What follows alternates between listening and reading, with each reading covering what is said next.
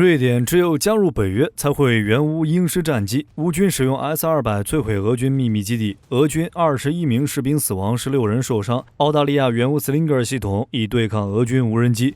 俄军秘密基地遇袭，具体情况是什么？瑞典什么时候能加入北约 ？Slinger 系统性能如何？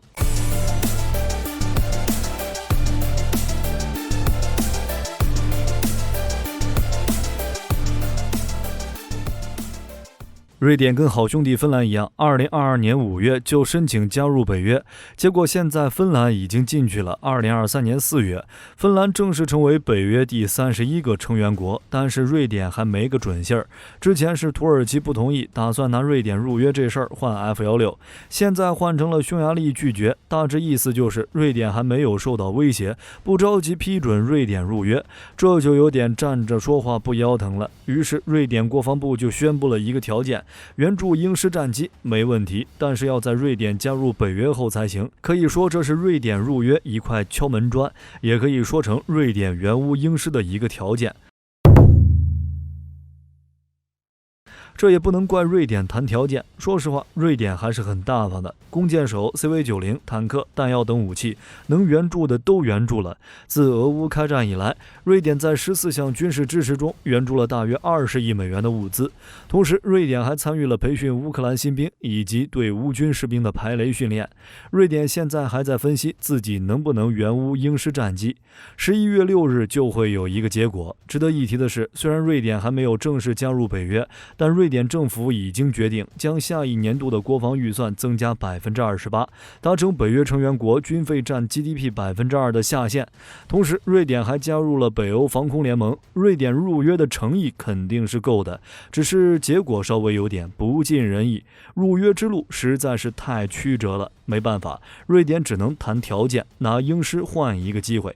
问题来了，瑞典能不能加入北约？对于乌军而言，鹰狮战机又有什么作用？首先，瑞典加入北约，火力军的看法是没问题。芬兰、瑞典2022年表示要加入北约的时候，北约直接开启了绿色快速通道。就算是当前有北约成员国不同意，但也只是需要一点时间去谈判。一旦土耳其和匈牙利批准瑞典加入北约，那一切都好说了。至于鹰狮战机，火力军认为比 F-16还好用，或者说鹰狮更适合乌克兰。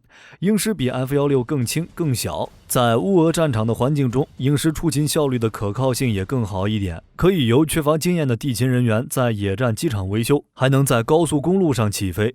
因为瑞典的地理特征，鹰狮在极度寒冷的环境下也能工作，其发动机部分电子设备都是由北约成员国提供或授权生产，维修起来更方便。同时，鹰狮配备的流星导弹也不错，如果和战机一同打包交付给乌克兰，那么流星导弹就是乌军最具威力的远程空战利器。其最大的优势就是它的冲压喷气发动机，其他导弹都是火箭发动机，而流星导弹的冲压发动机可以在工作过程中调整输出功率，射程超远，能达到200公里以上。乌军可以在远离俄罗斯地面防空火力的空域打击俄空天军。当然了，瑞典援乌鹰狮也有很多小问题。首先就是规模，鹰狮确实适合乌克兰，但是瑞典空军的规模比较小，不像 F-16到处都是。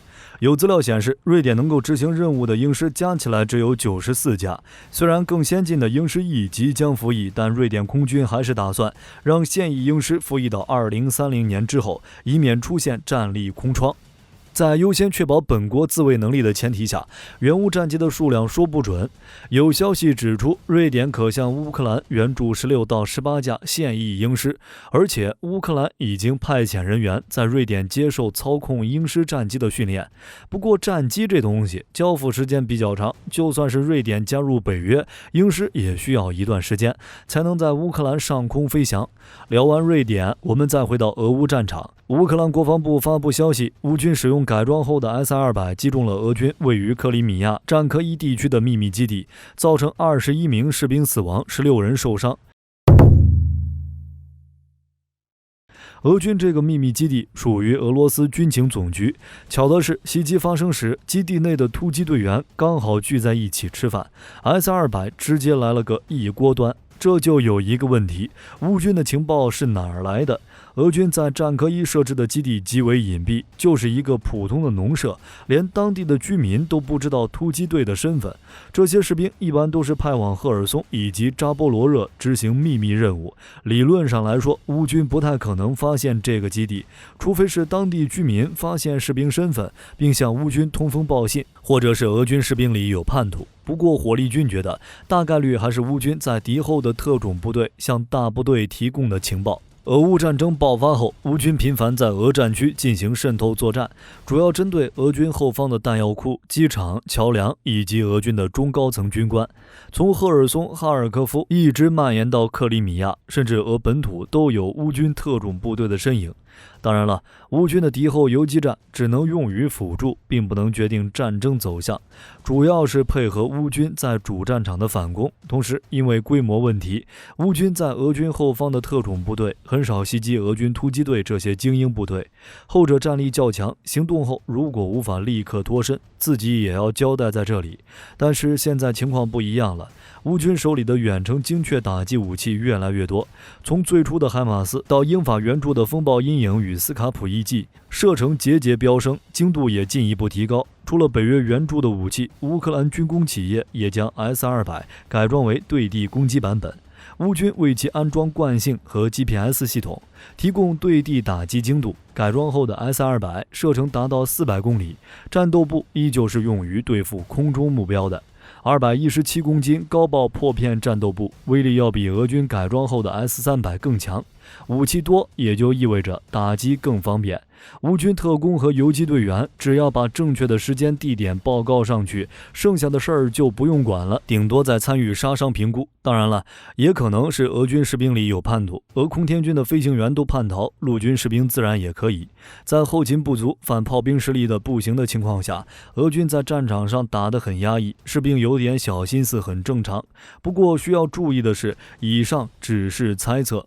俄罗斯军情总局的秘密基地到底是如何被透露位置的，谁也不知道。但可以确定的是，乌克兰的情报系统可以发现克里米亚等俄战区的俄军动向，并且具备很强的时效性。10月8日的时候，一列运载弹药的火车刚抵达托克马克车站，就被海马斯精准命中。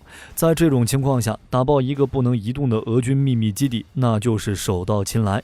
聊完袭击的事儿，我们再来看看澳大利亚援乌的 Slinger 系统。这是澳大利亚专门为乌克兰研究的，综合性能甚至比猎豹都好。澳大利亚的 EOS 公司预计向乌克兰出售110套新型 Slinger 系统，在今年年底前就能向乌克兰交付10套。那么对于乌克兰而言 ，Slinger 系统好用吗？就拦截方式而言 ，Slinger 系统跟猎豹高射炮差不多，只是火力没有猎豹猛。猎豹是双管，口径是35毫米。而 Slinger 系统配备的是30毫米休斯 M30LF 自动炮，不过相比较猎豹，火力军更看好 Slinger 系统。Slinger 系统射程能达到 1.5 公里，可以单发射击，也可以以每分钟100到200发的射速发射子弹雨，威力也还行。30毫米的口径可以打击车辆、直升机、无人机等其他空中目标。同时 Slinger 系统还配备了 EOS 专有稳定和指向技术，可以在移动中稳定射击。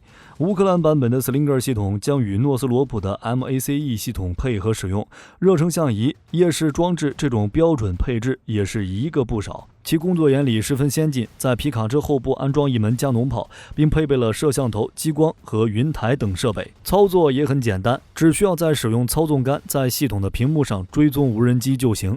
按照计划 ，Slinger 系统将安装在乌军的 M113上，以对抗俄军无人机。当然，直升机与地面目标也在打击范围内。同时 ，Slinger 系统的开发是专门为乌军量身定做的，其最大的特点就是使用先进的技术，以较低的成本击落无人机。Slinger 系统每套只需要155万美元，每次击落无人机的成本在155到1550美元之间。相比较比坦克都贵的猎豹，显然 Slinger 系统更适合乌克兰。无人机之所以强，最大的原因就是它价格低廉。使用传统的防空导弹打无人机，那结果就是3个字：打不起。一枚传统导弹的造价基本都在几十万到几百万美元之间。无人机袭击所带来的损失可能还没有导弹的成本高。其次就是无人机太小，隐蔽性比较强。无人机的飞行高度比较低，可以在丛林和高楼之间穿梭，加上雷达反射截面小，旋翼反射的信号不明显，很难被有效识别。受地面杂波影响，雷达的低空探测能力较差，尤其是在城市背景下，密集的建筑会缩小雷达的探测距离。这也是为什么在俄乌战场上，俄乌双方都频繁使用无人机，效果太好，谁用谁知道。当然，无人机不是无敌的，只是难对付一点。乌军开发了一系列对付无人机的手段。之前反无人机的手段主要分3类，第一种就是伪装欺骗类。在俄乌战场上，乌军制造了大量的直火炮，影响柳叶刀的判断，顺带也能欺骗巡航导弹。对付侦察手段不行的俄军简直不要太好用。俄军那边摧毁的海马斯比乌军拥有的都多。第二种就是硬打击摧毁类，就比如斯林格系统与猎豹，成本更低，效果也还行，使用激光或者高功率微波摧毁无人机内部的电气元件，也是一种不错的选择。乌军当前硬摧毁无人机的手段大多都是高射炮。第三种就是软杀伤干扰型，比如切断无人机信号，用声波干扰无人机的陀螺仪，乌军现在也有。之前乌军就已经将英国提供的 AUDS 投入到前线使用，该系统可以在8公里内发现并干扰各类小型无人机，甚至有能力接管其控制权，被称为无线电子机枪。AUDS 配备了雷达和光学系统，可以精确定位目标无人机，随后发射定向的大功率干扰射频，切断无人机与终端控制之间的联系，逼迫无人机降落或者接管其控制权。整个作战过程大约只需要8到15秒。乌军是 AUDS 的第一个实战用户，只是到目前为止还没有看到乌克兰国防部发布 AUDS 在战场上的实战信息。不过火力军估计战果大概率还是不错的。AUDS 在援乌之前，英国做了至少400个小时的测试，可靠性不用担心。总的来说，俄乌战场目前又陷入了一个僵持期，天气为战局带来了一定的影响，就比如因为降雨，乌克兰南部的能见度恶化，阻碍了乌军与俄军的无人机侦察行动。不过在广阔的前线，具体情况各不相同，认为这种僵持不会持续很长时间。维尔波维、辛普罗科皮夫卡和科帕尼就要有成果了。好了，这期视频到这儿就结束了。各位认为乌军能在年底之前收复托克马克吗？欢迎在视频下方留言，大家一起讨论。如果内容有不对的地方，也可以在下方指正。我是火力军，下期见。